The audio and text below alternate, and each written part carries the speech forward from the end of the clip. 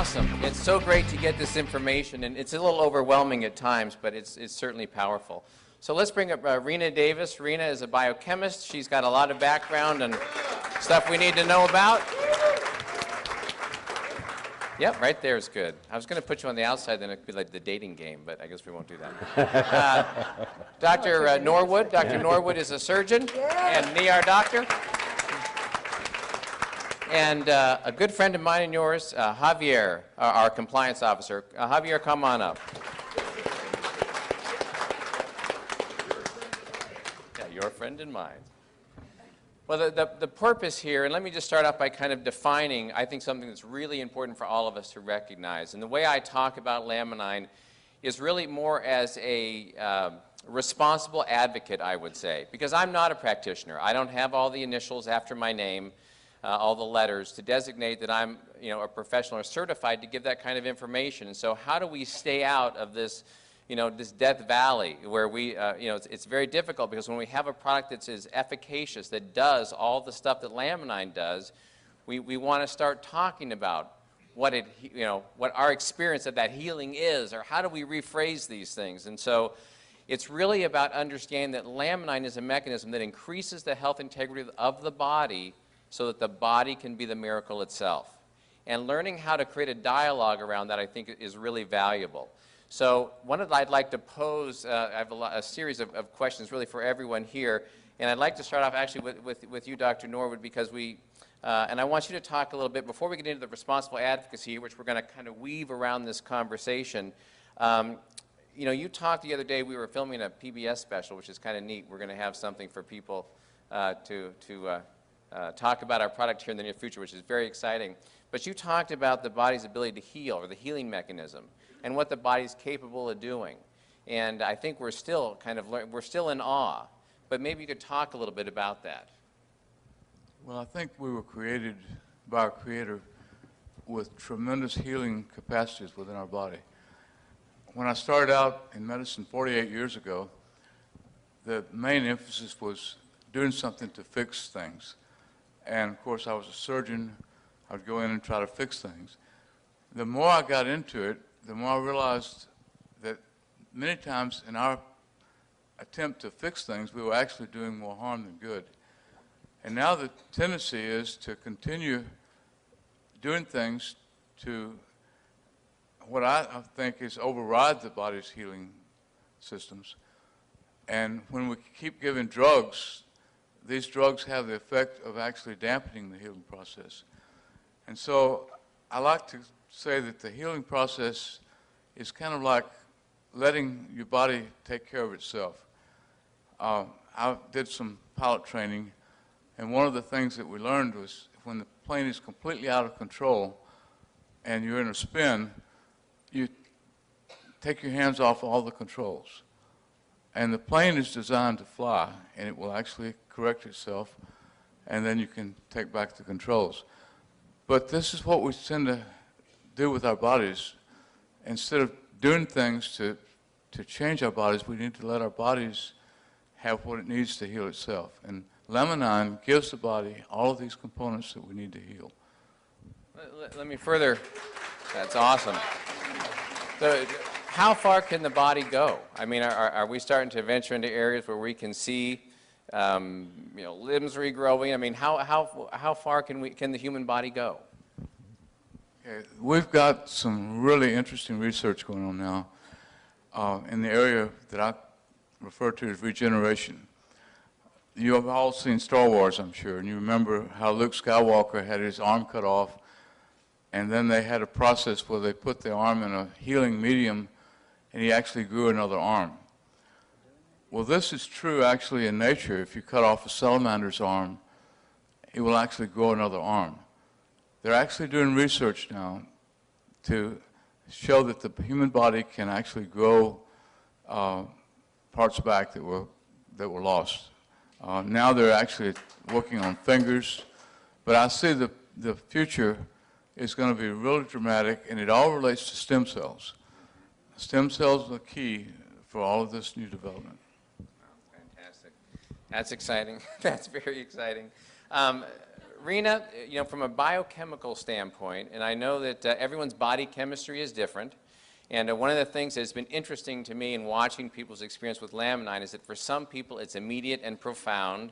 For other people it's very gradual. For some people it might be a progressive experience. And so maybe from a biochemical standpoint you can speak to that a little bit on why, you know, why the variance, why is it so significant? Am I on? You were on. I'm on. Well, we're not bioidentical. Each of us are unique. And unfortunately, we're humans. In the world of all living life, plants and animals included, your ability to perceive is about that big. In fact, one of the most amazing things about humans is our ability to filter out things. We can live in houses with 7 cuckoo clocks, and after a few days, we don't even hear them. We sleep right through it. Our ability to be able to do this is one of our great abilities to thrive and survive. But how many of you realize that this solar system that we're living in is moving through the universe at close to the speed of sound? Are you feeling that? Are you aware of it? No. But are the plants and many of the animals around us? Yes. So part of it, I think, is perception. And part of it is what condition are we in? You know, some of us aren't sick. And other people have a tremendous physiological burden.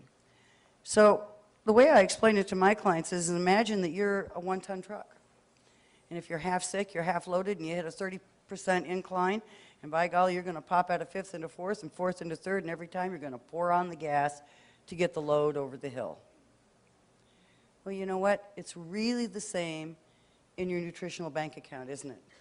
When we have a greater duress from allergies or from worry or for lack of sleep or growing a new baby, that nutrition bank account not only needs to get up, but it's going to get spent faster.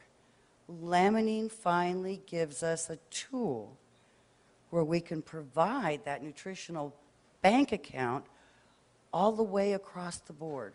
All the A's, all the B's, all the C's, all that, and one other really amazing factor, and that's proteins. When I went to school and understood a protein, I knew that the day was going to come where modern science and healing, as a good doctor has just shared with you, is going to turn to these things called proteins. What's a stem cell? It's a protein. What's a hormone? It's a protein. What's a neurotransmitter? It's a protein. What's an enzyme? It's a protein. How does the body communicate with every other cell in the body? Proteins. In fact, we call proteins the building blocks of life because they are the only nutrients that hold information. In fact, it's how your immune system learns. Mothers know this, right? In our bodies, when we produce a baby, in the first 3 days of mother's milk, we have what? Colostrum. And colostrum is chains of proteins that hold that baby's genetic information with illness. As far back as the chain has not been broken. Our bodies can produce proteins that teach our immune cells who the bad guy is, who the good guy is, and how to get the job done. So we've arrived at a moment in time, and I think many of you know it. Raise your hands if you do. Don't you know that feeling that we have landed on something so valuable that's never been here before? And you're being given the opportunity to share it. I probably took too much time. Don't want to give me the mic too often. You know, that's one thing about a scientist. They can be very long-winded because there's so much to tell. There's so much to tell. So here's a question for really the three of you, and that would be... Keep the mic, smart boy. That would be... But we know that this has had a great effect on the physical body. It's also had a profound effect on the mental and emotional body, the mental and emotional self. So how does that work? How can it bridge these things? And Dr. Petrosino, you mentioned that it seemed unbelievable at first that it could be so broad. Mm-hmm. So how can we identify, can we understand the impact on the mental emotional self as well? Okay, I'll try and be brief, I promise. I promise. We want to all believe that the mood we're in today and what we want to eat and if we're tired or if we can't sleep has something to do with our personality. in reality, from a scientific point of view, and we can bend this if we want to get into quantum mechanics, one of my favorite new things, but we'll leave that alone for the moment. The truth is that you are who you are, the mood you're in, you are capable or not capable because of A, neurotransmitters, and B, hormones. They make it all happen. That's the ruling class of job body. That's the emperor in all of his clothes. And when you get an imbalance in those, and we have inhibitory and excitatory neurotransmitters, and we kind of have that same game in the hormone department as well. When we get those out of balance, we can't sleep, we lose our sex drive, we feel like our appetite goes out of control, or we can't eat at all, and it's all regulated by these chemicals which are made of proteins. So to me, we live in the most stressful time, I think, of our lifetimes. I don't think there's ever been a suppression of the world as significant as it is now. I don't think we've seen so many people lose their homes, their jobs, and their lives as we are seeing today.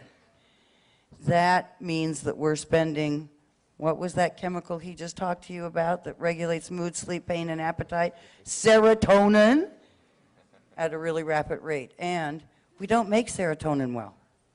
And we don't make it well because there is something called nutrient competition. Even though serotonin is very present in many of our foods, its ability to cross the blood-brain barrier, and millions of hours of research has been spent in this area, is inhibited by this thing called nutrient competition. Okay, so imagine a bus. And on this bus, it's like no other bus, not even the Disneyland bus you've ever been on, and every seat is a different shape. You got squares and triangles and dodecahedrons. And you know, the low glycine molecule can fit in any of them seats. But this little tryptophan molecule can only fit in one seat. So by as early as 1982, we knew the population was already serotonin deficient. Well, we're a lot worse now. We've been through 25 years of Prozac. It's off patent. What did it do? It helps you use your serotonin more efficiently. See, to me, that was really brilliant as a marketing strategy, but it seemed to be a lot more sense if we just gave you more serotonin. But then we wouldn't make the billions, would we? No. Dr. Norwood, do you have some comments on that, on the mental emotional side? Well, in the rest of the world, there's a phenomenon called the mind-body connection, where they understand that the mind has tremendous control of the body. Ancient Indian medicine, ancient Chinese medicine, all of the ancient medical traditions recognize that the mind has tremendous abilities to control the body and to heal the body. In America, we have put this aside. We've gone with the emphasis on chemistry, and somehow we've lost this concept. And then on top of that, we've thrown in poor nutrition. We have processed so much of our food that it's not even real food. It's like eating cardboard. And then we've thrown that, on top of that, all the stress that we're confronted with. I mean, you can't turn on the TV without your stress level starting to go up. And you go to a movie and they blow up everything, that's just stress. And all of that affects this mind-body connection. And one of the things we have to remember is the balance between the sympathetic and the parasympathetic. And we're living in the sympathetic. It's like we're confronting saber-toothed tigers every day. Whereas the healing process occurs when we're in the parasympathetic phase. And I think that's one of the key things that Laminine does, is help put us into that parasympathetic phase. I could go on for a lot more. I know you can. Well, you know, one of the things, we talked about this the other day, and that is that we are inundated with TV and sound bites, and that we've collapsed. Everyone's given the idea that we can make things happen in a 30-minute TV show. We go from, we lose 100 pounds in 30 minutes. Right. We get well over a very short period of time because of how it's projected to us in the media. So it's a journey. Is health not a journey? It's definitely a journey. So, And it takes time. yeah, it does take time. Well, at the risk of getting the hook, I want to ask one last question, and just a 15-second soundbite for each one of you. And that, not possible for Steve, so I will come over and hold the mic in front of Steve. But in a 15-second soundbite, each one of you in your own specialty and as practitioners and people of science, you obviously got stirred up when you heard about Laminine or you tried Laminine. What would be a 15-second thing that you could just share with the people out here today that got your attention? Because I think a lot of people, and I'm speaking from people in the field's perspective, going, gosh, I would love to talk to my doctor. If we're going to change the world, you know, we have to affect the current medical model. We have to help with that transition. I think we all are catalysts for that. So what would be a 15-second thing that Dr. Norwood would get your attention? And then let's go on down the line here. All right, I relate to patients. And so when I first heard about Laminine, I immediately thought of some people that I thought would respond to it.